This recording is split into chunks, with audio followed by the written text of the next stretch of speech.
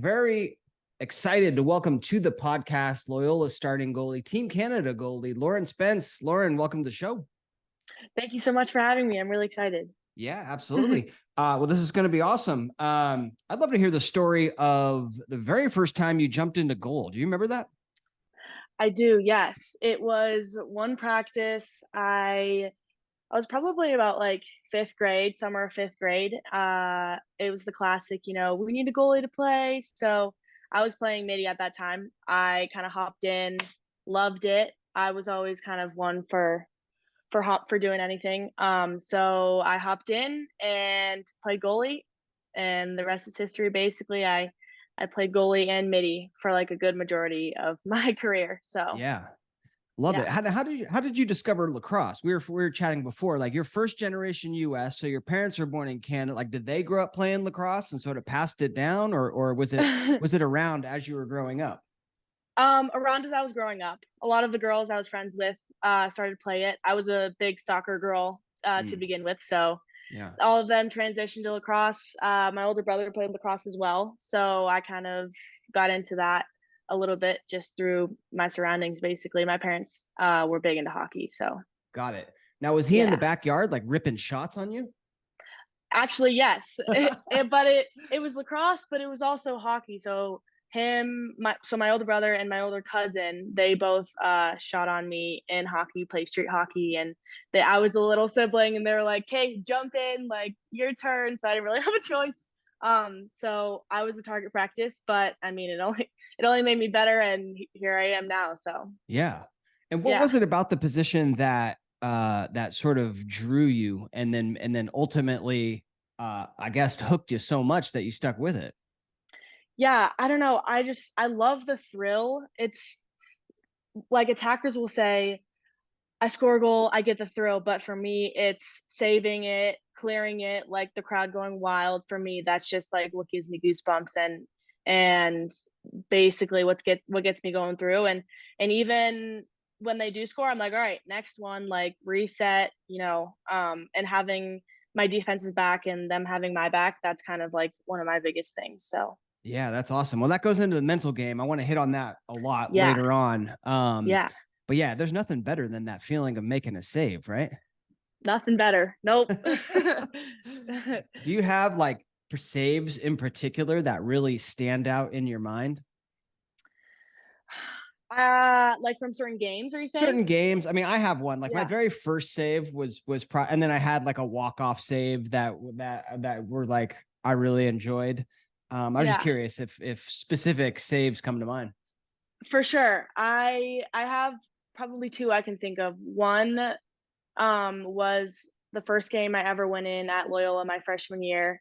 It was against Penn State. It was in the fourth quarter, and it was actually an 8-meter. The two shots I had that game were both 8 meters. And I saved both of them, but it was like it's so ingrained in my memory because it was the first time I went in. Right. It was a shot from the 8-meter high, saved it and cleared it out, and it was like the best feeling ever. So that was probably one of them. And then the second one was during the gold medal game for Team Canada. It was in the fourth quarter, and I think it hit off like my leg or something, but it was like a low save, and it hit off my leg, went out, and we got the ball, and it was like a difference of like 2 goals, and in sixes that's like a lot because it goes really fast. So that Right. was a pretty cool moment and is definitely ingrained in my mind for sure. Beautiful. Love it. Yeah. Yeah. That's awesome. So how Yeah. did you then go about learning how to make saves? Because you're growing up in Colorado, right? Which is, Yep. it's definitely like has grown tremendously in terms of lacrosse and being a hotbed, but it's not Maryland or it's not, some For of these sure. other huge hotbeds. How'd you go about learning how to make saves? Yeah. So definitely my own way wasn't the traditional way for sure. I kind of just hopped in, tried my own thing, and then I had goalie coaches here and there help me along with like my stance and the more traditional like stepping and stuff like that. So Lauren Benner actually, she was my coach for a good majority of my life, and she was awesome. I think she's at Notre Dame now. So, and that's really cool for me to see for her because she, played in college and I was coaching, but she was definitely a big part of my growing up as a goalie. And I don't know, I kind of just a lot of what I learned, I just watched other people. I watched Mhm. older girls, college girls. I didn't really there weren't any role models like in my town because I'm from a really small town. So it was more I had to watch online. I watched the Outlaws goalies. I watched the guys goalies. Like I loved watching highlight reels. So Me too. I love watching yeah, highlight reels, and I love love a good creating them. highlight reel. Well, Yeah. have you watched any Lax Goalie Rat highlight reels by chance? I think so. Yes. Right. I'm You've pretty sure I you've have. made it. You've made it. You're on there. I think I did a I couple Lauren have made Spence it. Yes. games last year. So Yeah. who in particular, which goalies did you like to watch? And if you remember like something specific that like you took from their game or that really stood out to you, I'd love to hear that too. Yeah, I would say one of my favorite goalies to watch is probably Liz Hogan. Yeah. And I actually took her number my junior and senior year. I was number 2. She was just an amazing role model to me, and it wasn't more of like a physical. I mean, it wasn't. I guess it could be a physical thing, but I just loved her presence on the field. She looked so Mhm. confident, and I was Mhm. like, wow, like one day I want to look that confident in cage. And she was just I feel like we're kind of similar goalies, like, she's very active and, she's I feel like when you look at her, you're like, "Dang, like, she knows what she's doing," and that was more of my perspective, so probably Liz Hogan or Taylor Marino, also really liked her, still an idol and playing in the, pro league, that just made it even cooler too right now because that's, like, could become a reality for me, in the future if I want to go that route. But yeah, she's also super active, great goalie, great communicator. Like I love both of them for sure. Yeah, me too. Me too. I text with Liz all the time when I got questions, and she's awesome. Yeah, She always writes me yeah, back, and like she's presented at these events that I host, like virtual summit events, and yeah, yeah, yeah, she studies like her degree is like in education, so she's like really good not only at like being a goalie and doing all those things, but like in teaching as well. So she yeah, just puts on an amazing session. So she's awesome. And yeah, yeah. Taylor's great too. Not Yeah. only is she playing in the pro league, she won it last year, by the way. Oh my gosh, yeah. She's the defending champ. She's so Let's cool. go. Yeah. Cool. And then you mentioned watching guy goalies too. What about on the guy side? Yeah, I don't know. I when I was younger, I didn't really know a lot of them, but now recently, and I'm actually kind of friends with him. We have communicated before, but Brett Dobson, I love the way he plays. And also John Concannon, he plays on the PL Atlas, I think. Both of them, I just remember watching, and Styles again, super active, like solid, um, just calming presence. I think that's mainly what it is, calming presence. Yeah. Um, and they're just so cool all around. I just love watching them play. So How do you describe a calming presence? Let's say there's a young goalie and they're like, "Yeah, I want to have this calming presence." yeah. What do I do? What how do I work on that? So I think a big part of it is making a save and then kind of just like, okay, next thing I need to do is I need to clear it. Like kind of always thinking about the next thing, but not trying to rush, but always making sure that you're like 2 steps ahead so that you're prepared for when that comes. You're not trying to be like, oh, trying to really clear it. So probably Mhm. just take a second. Like for us, we have 10 seconds in the crease. So that's huge. But I also just think like after a save, clear it. You know, sometimes the spotlight's on you, and like some goalies are like super like, oh yeah, like let's go, and that's awesome. For me personally, I am not like that. I'm more of just like, okay, like I did my job, like next one, game's not over yet. Like I kind of am more of like a celebrate at the end kind of person. Mhm. Um, Also just you never know when the camera could be on you. And so like just kind of like your posture and your body language is super important. Also for when you're getting recruited, like even if the ball's not at your end and you're kind of like leaning on your stick, you're like something like that, the coaches could still be watching you. So I'll make sure you're always kind of ready, always like looking like you're okay, like I'm about to get a shot, like I'm ready. Mhm. So I think that's also very important. But I don't know. I wasn't always the out loud and like crazy goalie. I was more of the composed and like I did my job, moving on. So Yeah, yeah.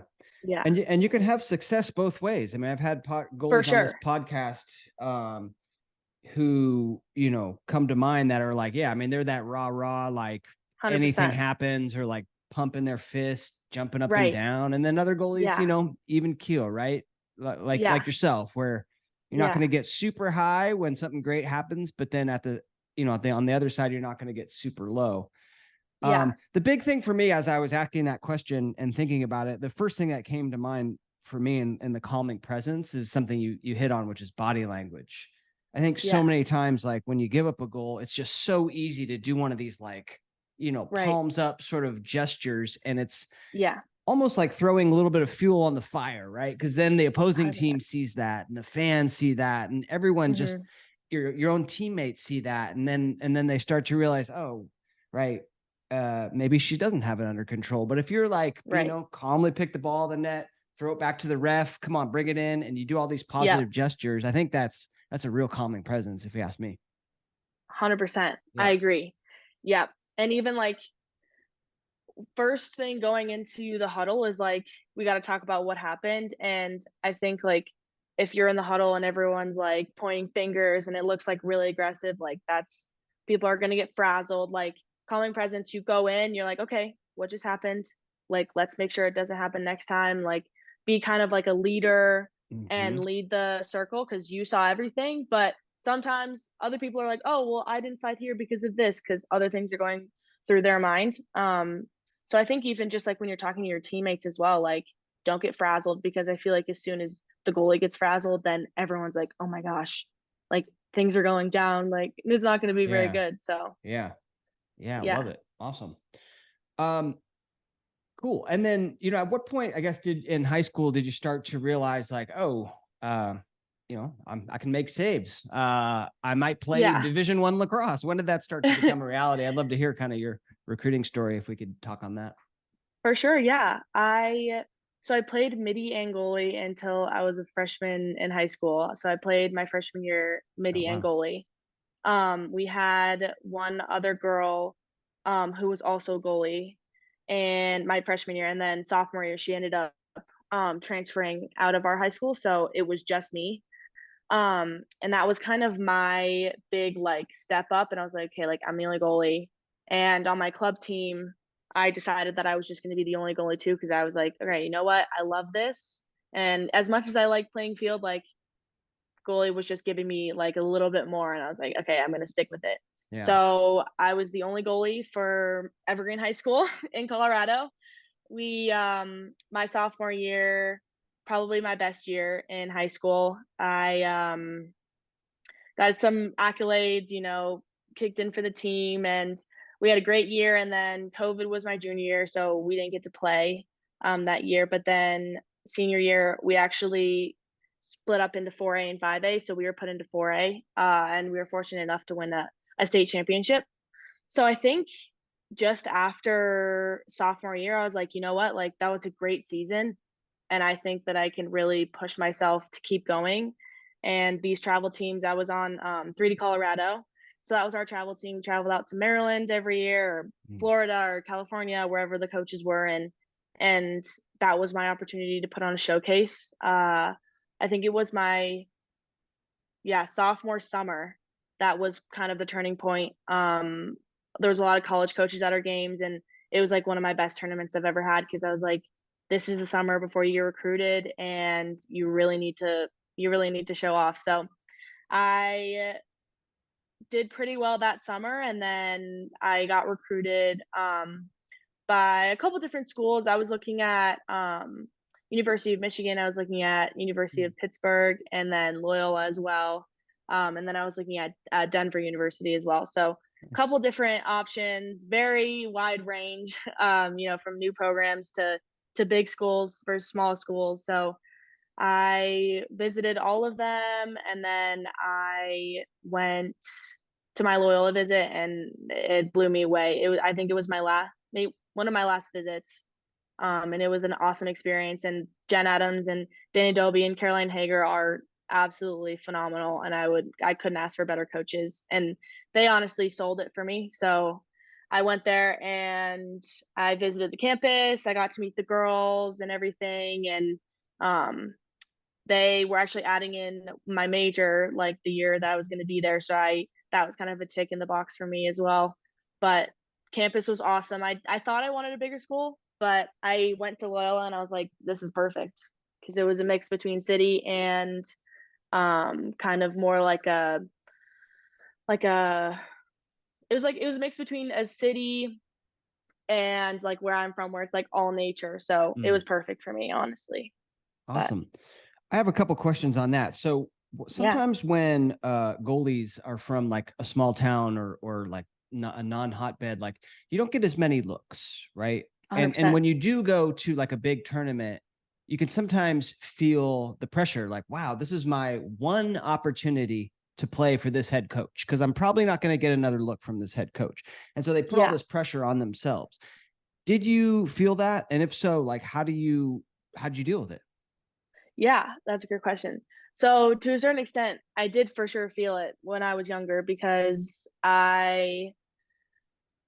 it was basically the only shot. I was super committed to making highlight reels and I created my own highlight reels and sent emails before every tournament. And I was like, well, even though they're gonna see me here, like they can still see my highlight reels and they can still ask questions to like my coaches and everything. So I I put pressure on the tournaments I went to, but I also was like, that's also not the end all be all. Like if I miss one shot or I miss like the winning goal that like or I miss the goal that loses the game for us, like I put a lot of pressure on that, but then I learned I was like, okay, that's one game, like I can prove to them another game, and I just kept going. I think that's Mm, probably my biggest thing is yeah. keep going no matter how like bad you think you did in the past, how good you think you did in the past, like you never know what's going through their heads, and so keep pushing until you get an answer. And even if it's not the answer that you like, um,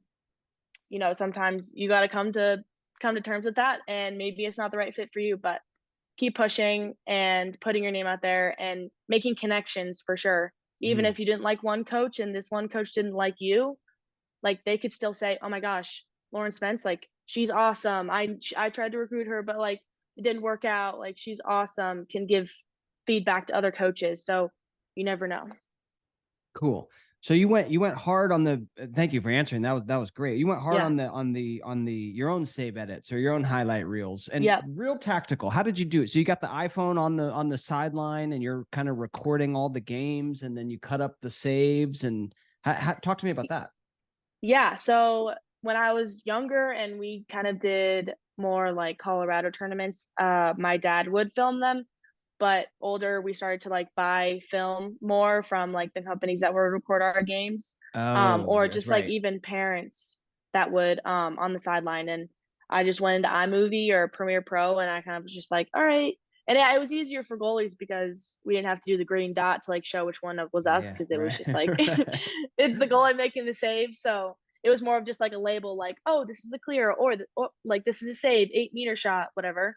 Um, and so, yeah, I kind of just went hard on those and sent them out. I would make my friends videos because I was super into making videos like that, Oh, and I cool. was like, might as well help other people out. So And then, so then, all right. So you do like, did you break it up by like summer highlights and like by yep, season? Yep. Okay. So you'd have yeah. like So I Lauren usually did Spence season.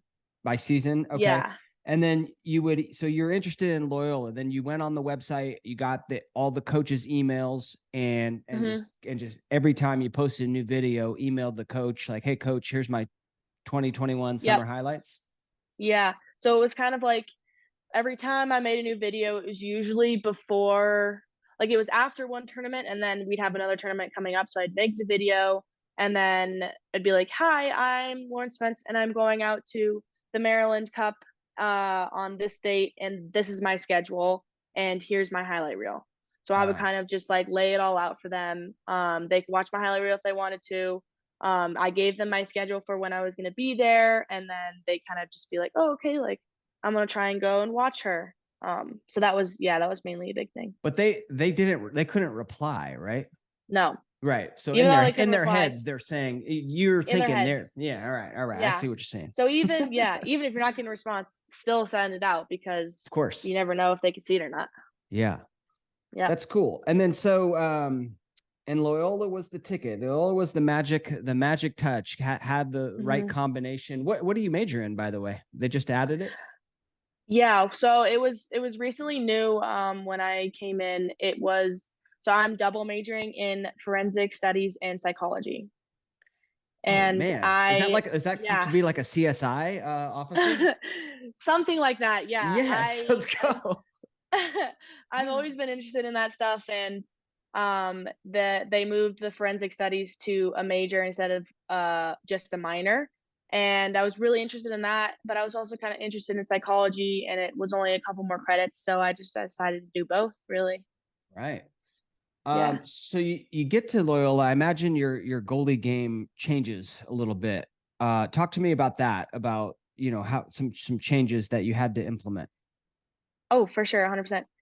Going into college and coming from Colorado, lacrosse, yes, up and coming, like, was definitely a thing, but like the competition out in Maryland and going to the college level is so different. But Hmm. it was awesome. It was definitely I had a learning curve and adjustment period for sure.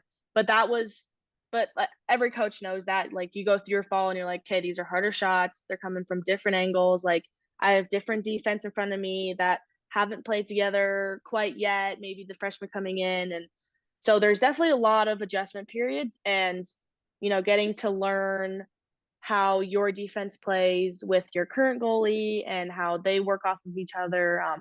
It's really just for me, it was watch and learn. We had it was me, a junior, and a fifth year, so they were both older than me. And I went into my freshman year. I was like, I am literally just gonna watch them. Like at practice, I would just sit, watch how they reacted to saves, how they did their low saves, how they did their high saves, how they played when it was behind the net. So that was kind of my set going into it. I wasn't gonna be like, oh, I'm gonna come out here and be the best goalie I can be because it was a new team, brand new team. I had to watch and learn. So I think that's probably my biggest piece of advice is just to see how the other goalies are playing and adjust to that level as best as you can. And it's not going to be perfect right off the bat. So Right. That's how I learned too, if I'm being honest, because there wasn't yeah, that much video available on like, goalie specific Instagram accounts at the time. And it was right. just all about like, watching how the older guy who happened to be amazing did, handled his business. And it's everything. Yep. It's everything from like the saves to like, the body language we talked about to Yep. the communication and the voice to like everything, the leadership. So yeah, you can learn a ton from just watching and sort of mimicking the folks that are a little bit older than you, right? 100%. Yeah. All right. But then you end up getting starts. So I guess what's it say, the mentor surpasses the mentee, or the Yeah. other way around, I guess. But talk It to me about was, that. yeah, it was kind of an unfortunate situation. So I actually, it was so the fifth year graduated and it was just me. I was a sophomore at the time and she was a senior. But my freshman year, the junior ended up tearing her ACL Oh and no. stuff in her knee. Yeah. So it was kind of it was just me in the fifth year for my freshman year, and that honestly helped me a lot because I got in like a good half of the games probably. Right. Um, just kind of like by default, and I was like, you know what, like that's an unfortunate situation, but I have to take advantage of it and I have to do my best in the games that I go in. And then I went into sophomore year and I was still the only goalie. She still hadn't recovered from it. So I was the only goalie on the field for the whole fall, and that was a lot for me. As much as it sounds like awesome, like oh my gosh, you're the only goalie, like you're getting all the reps, like it was exhausting. So I that was like a mental battle that I for sure had to go through. And then we went into season. We took a mid year transfer, so she came in January, and it was me and her for the season. So I kind of was a starter by default, but I Right. I didn't want to just kind of sit there and let them give it to me like I wanted to earn it. I didn't Right. feel right just like sitting back and doing nothing. So I put my head down, got to work, and kind of had the season that I had. So Yeah. Talk to yeah, me about that being the only goalie, because I've interviewed another goalie before who went through that, and so I know a little yeah, bit about it. But a lot of people are perhaps in that situation where, like, you're on a youth club team and you're the only yeah, goalie. yeah, And to me, like, I I instantly thought, like, wow, that seems tough. That seems very tough, because, like, yeah, there's just some days where, like, you don't want to be there. You kind of want to lean on that hmm, other goalie, or like even in yeah, a drill, you get nailed in the thigh and you're like, I need to step mm, out. Oh, wait a minute. I'm the only goalie. Like, hmm, I can't yeah, step out. How did you deal with that? I guess more mentally more than anything else. for sure. Yeah, I looking back on it and in the moment, I was like, you know what, I can do this. I was the only goalie for my high school team, and I was basically the only goalie for my club team at certain points. And I was like, it as much as it's simple as like you're the only goalie, it's completely different in my personal experience because you know at in the college level, like it's practice every day, lift, run, like you do all that stuff every day, and you're getting more shots than ever because our at least our practices are around like 2-ish hours. Hmm. And so it's just like constant shots. And in my head, I'm like, you're fine. You don't need to step out. Like they need you to get better because if you're not in there, they're just gonna be shooting at an empty net. And so that was my beginning thought process. It was like, you can't step out. But then I started to like I would get hit more and I'd be like, okay, like this is not as fun. So I would step out a couple times and everyone's like, it's okay to step out. Like Right. you're totally fine. And I had to come to those terms. I was like, you know what, this is better for me. Like I need to take a break because mentally I was just getting shot on, shot on, shot on. And then that was just tearing me down even more. And I had like a span of like 2 weeks where I was just like absolutely like miserable.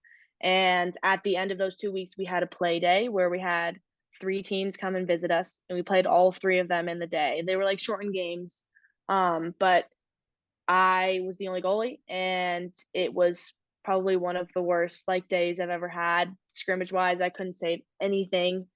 It wasn't until I got to the third game that I finally pulled myself out of it. I was like, you know what? You really have nothing to lose here. It's a scrimmage and it's fall. Like, you just need to go out there, do your best. And I did. And first shot of the game, I made a save, and I kind of inch by inch, like, got my confidence back a little bit. And we ended up winning. I mean, it was fall, so it wasn't like the end of the world if we would have lost. But at the end of the game, my coach kind of was like, um, Spence didn't have any other choice but to pull herself out of that mental battle that she was in because she was the only one on the field. And I was just kind of sitting there like, wow, I didn't realize that anyone else realized that. Yeah. But I was like, I was in shambles. It was terrible. And after that, I was like, you know what? I need to take breaks because I can't get to that point again where I just like tore myself down and down and down. So taking breaks is okay, and taking a mental day for yourself is absolutely okay. Hmm. And asking for help is also okay.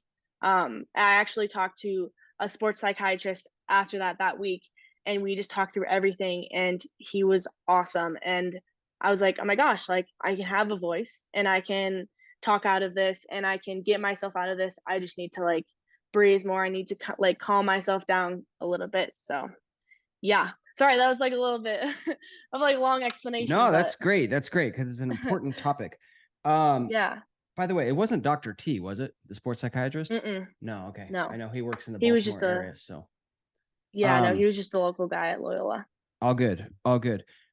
So what advice then would you give to yourself, your future self, or even a young goalie on breaking out of slumps? Yeah. Um I think slumps are only temporary. You have the ability to take yourself out of it. You just need to kind of figure out what's going through your head. Like, I'm thinking one thing, okay, I can't be thinking that anymore. I need to move on to something else that I can control. It's all about the controllables. Like, I can make this save, or I can clear this clear. I control this clear because boom, pass, short pass. I control it. Like saves are a little bit more unpredictable because it's someone else acting on you. Right. So I think with just controlling the controllables, and even like I'm thinking that I'm having a terrible game. Like, no, reset your mindset. Like you're doing great. You're doing the best that you can do, and that's all that anyone can ask for. Yeah. And I think not letting the outside noise like come in and like try and affect you during your play, because that also impacted me a lot, was the outside noise and you know, parents and other students and like the other team like trash talking and stuff like that. So it was kind of just like, don't let outside noise and other people affect you and your gameplay, because that's something that you can control. Yeah. So Yeah, and that control the controllables. Like I've had a bunch of sports psychs on this podcast yeah. and talked to about like they all say that. So I feel like I have an Yeah. honorary degree in sports psychology because of these conversations. And that's like the main thing is control the controllables. And you can't, you're right, you can't control the saves because sometimes they're going to shoot right on top of you. And you know, sometimes for whatever reason, you know, the shots that you see all that day are just like so tough, but you can't control your effort, and you can always control your attitude, and you can always control gratitude as well. Just being thankful for the fact that you get to be out there and you get to play, and it's an amazing experience. And that like literally gets you out of the slump. Magic. Yeah. Yeah. Just like that. Yeah. Very cool. So what you know, when we talk about drills, like during practice, what are like some of your favorite ones that you guys are doing these days that you think have really helped your game?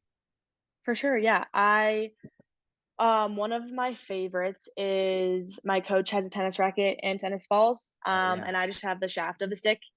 And she just like fires them at me and I just have to make contact. And having just the shaft really make sure you're watching the ball into your hand to make sure you're hitting it and making contact. Because that also trains my eyes. So that is one of the biggest things that I like to do. Another one is, and just real quickly on that one, I love that one yeah. with the tennis racket too, because it's reaction, because the ball comes off that tennis racket so quick, right? It's so you got to like really focus and level up that reaction time. So I love that one. Yeah, it's awesome. And then another one that I my coach will bring out either um like the soccer dummies they use in soccer, or like just a plastic table, and she'll put it out like around like the 8 meter, and she'll just like whip tennis balls around it as if it's like as if it's like a person like screening or like a defender. So it's like you're not being able to see where the you're not being able to see where the release point is, and so it's pure reaction. So she'll just like whip it off the side, and you basically just have to. And it's with tennis balls, so it's like not as intense, but yeah, it's pure reaction. You just have to see. Sometimes you see the little head popping out, and then it's like boom, okay, you see it, but it's usually just like random places. That was a new one that I was exposed to since going to college. So that was definitely a creative one. Now let me ask you this, because I know in the men's game, like, you know, attackers love to shoot like that. They love to shoot like off the hip of the defender, because it really, like you said, it hides the release point. And so as a goalie, like you don't see the ball come out of the stick. You see it like, you know, a millisecond later when it's already coming towards you. And especially like I played some box goalie, like you see that all the time in box. Do women shoot like that? Is that a common thing? Sometimes they do. Yeah. It's, if anything, it's more off of like 8 meters.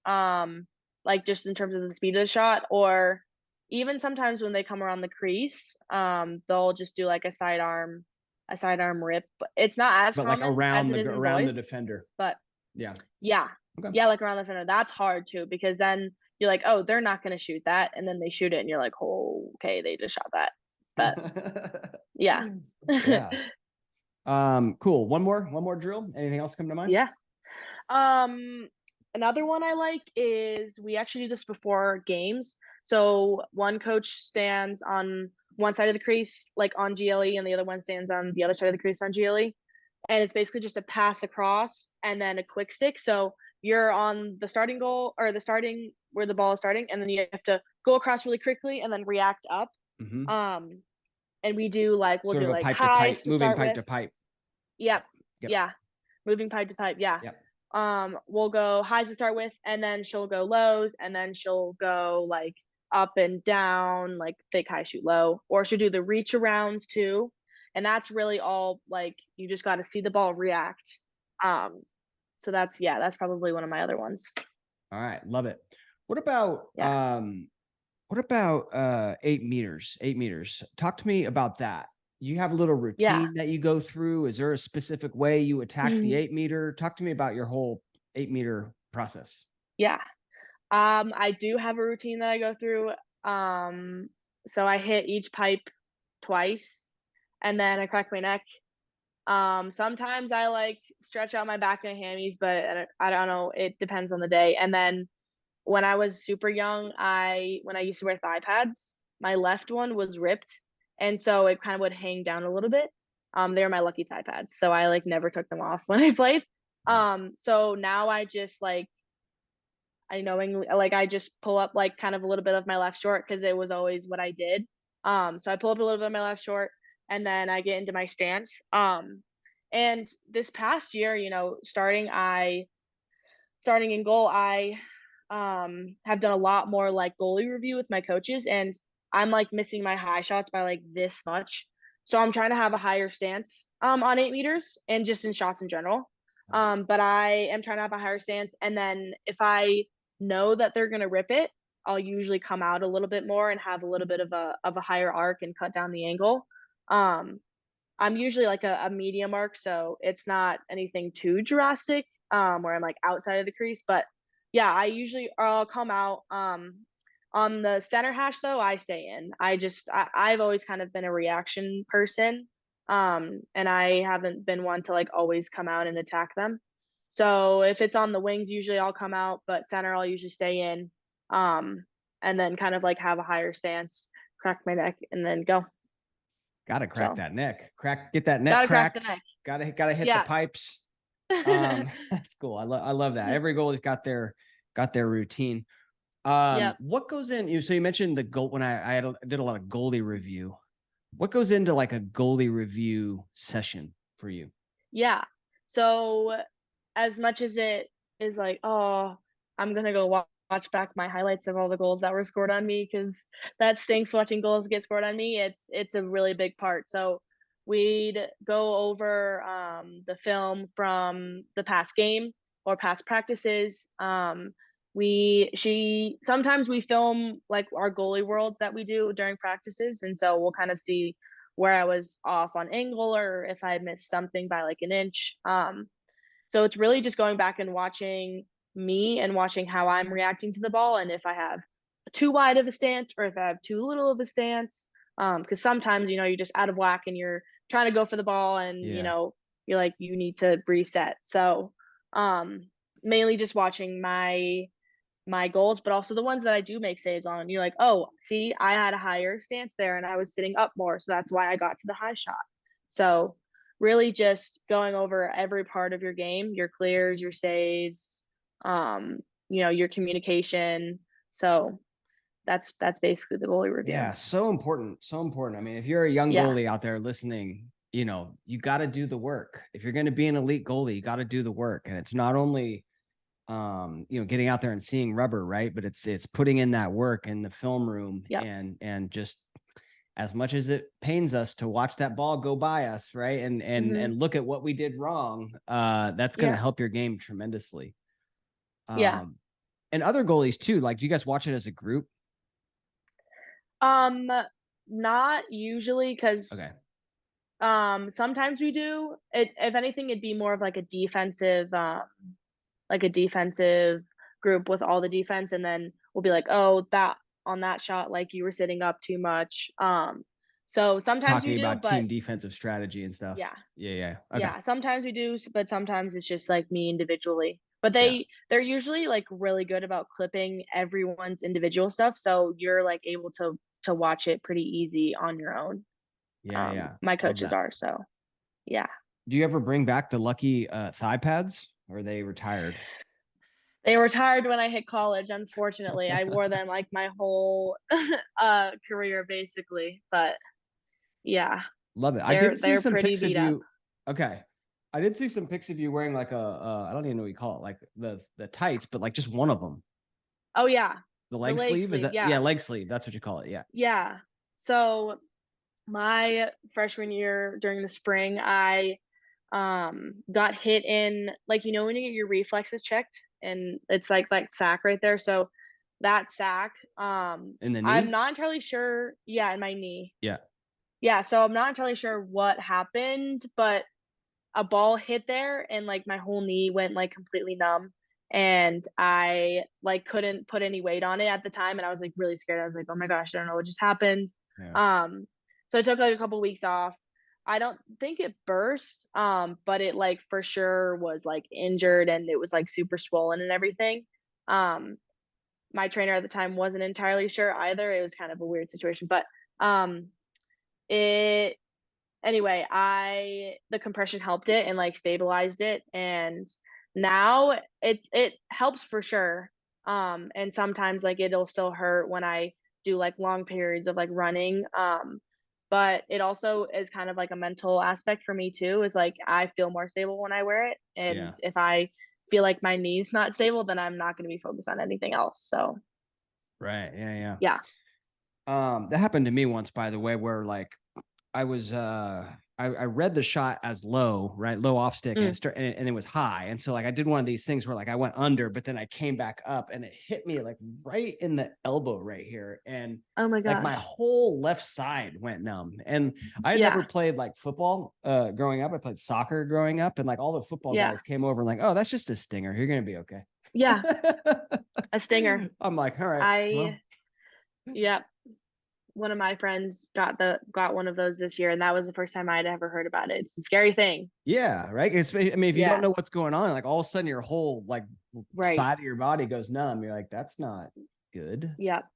Yep. Love it. Yeah. Cool. Well, good luck in the upcoming season. I mean, you guys had a tremendous season. Talk to me a little bit about that. You were third team All American, which is a tremendous honor. Congrats on that. Thank And then you you. guys won the league championship. Yeah, Yep. let's go. And then Yep. eventually, I guess, fell to the eventual national champ. But talk to me a little bit about this season. Yeah, it was an awesome season.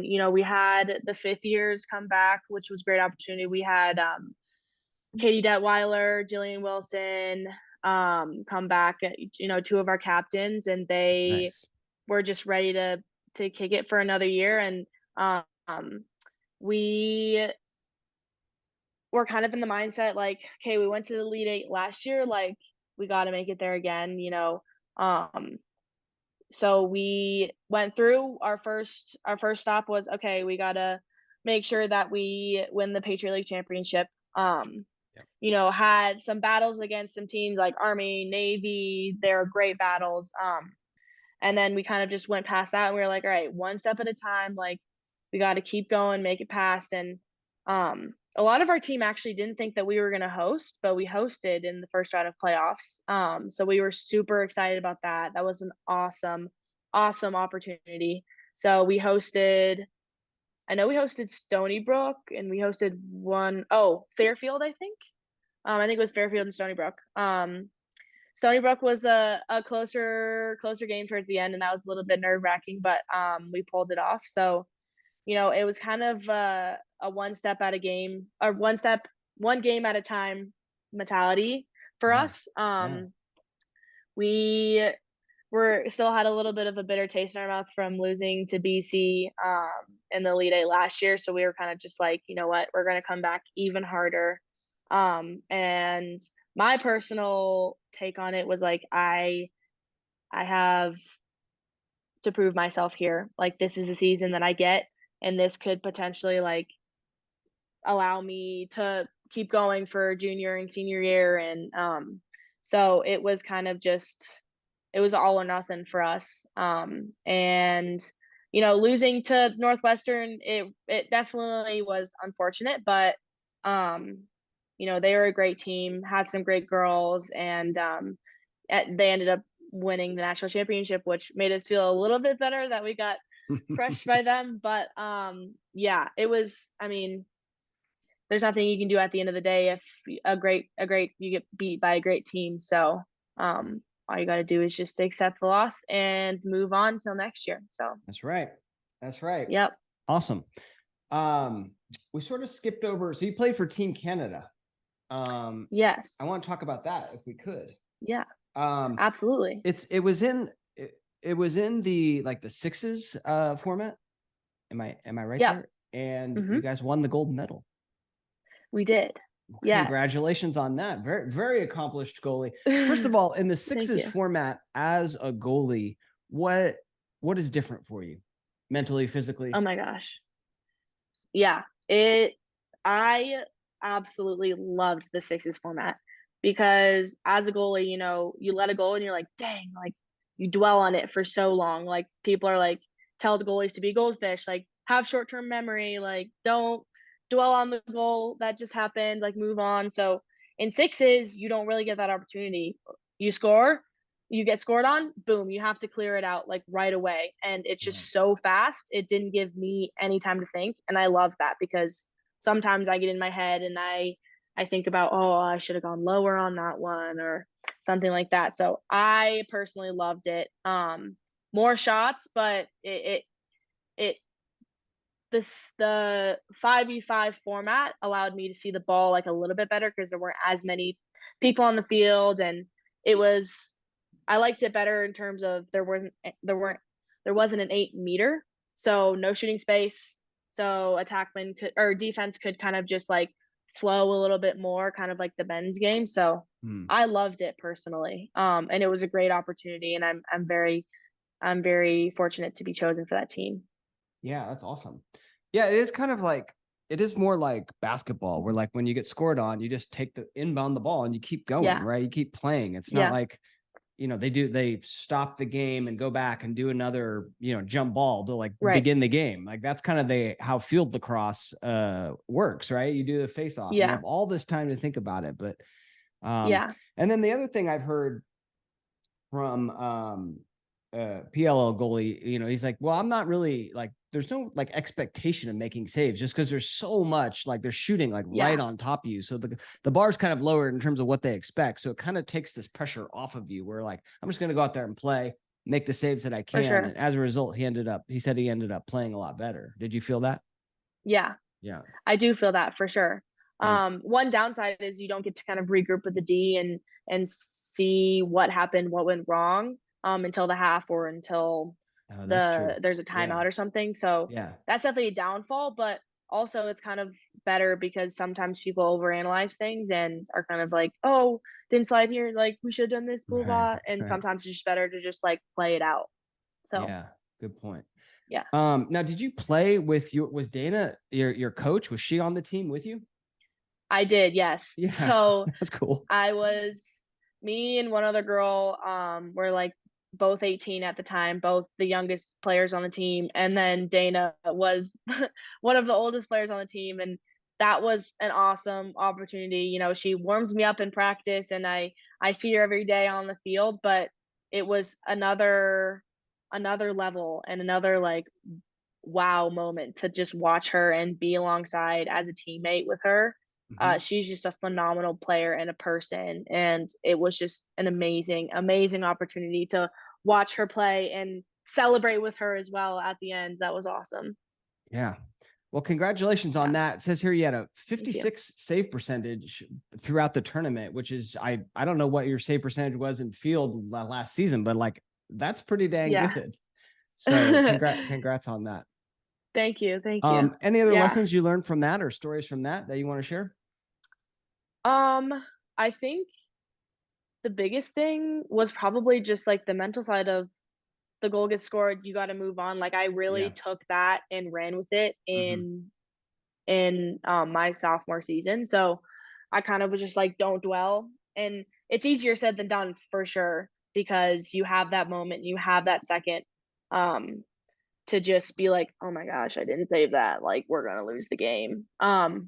So I think once it was for me once I played in it and once I was like, okay, don't think, go. I kind of just got into that rhythm of just like, nope, you're not thinking about it, move on. And even like during my season for at Loyola, I like wouldn't even look at the scoreboard until halftime. And then after it was over, like I would try not to look at the scoreboard. At least on our scoreboard, we had our saves and Oh, yeah. our everything like that. And that for me was just like, I can't do that because then I do the calculations in my head. I'm like, oh my gosh, I'm at 50% right now. Like I could one goal and I could be below that. So that was kind of like a thing for me that I had to overcome. But yeah. Yeah. Awesome. Yeah. Well, Lauren, thank you so much for chatting with me, coming on the show. It was tons of fun. What about stick setup? What are you using for your stick these days? Yeah, I am just using the basic, I think it's an Eclipse 2. Just got I think I have 3 across the top. Just a regular big diamond mesh. Yeah. And then there's just a regular shaft, boy shaft. Are you gonna I'm switch more to of a I'm more of the Eclipse 3? a Eclipse 3. Maybe, potentially I could. Yeah. Do you Um, recommend? so it's a little stiffer up top. Okay. And the throat is redone. Do you grip the throat or do you do it I like do. you grip? So yeah, I'm like this. kind of like that. Yeah. I'm kind of Um, like that. Yeah. yeah, so that's nicer. And if you're getting it for free, which I imagine you would at you Yeah. might as well upgrade. But Yeah. if you're gonna have to pay another $200, I don't know. The jury's still out for me whether it's like, it's definitely stiffer. So that's like a huge, Okay. huge thing. So if you're facing like, 90-mile-an-hour shots on a consistent basis, like it feels a lot stiffer in the top part of the cross. Okay. But anyway, jury's still out if it's worth like upgrading over the 2, because the 2 is really good as Yeah. well. Yeah, I like the 2 a lot. All right. So, we will see. All right. Well, Lauren, good luck in the upcoming season. I'll definitely be watching. And if you had to leave the goalies out there with a final piece of advice, what would that be? Never stop working hard. Have fun at everything you do. It's gonna go by so fast. And just keep going, keep grinding, because that's all that you can control. Love it. Lauren, thank you so So, much. thank you so much.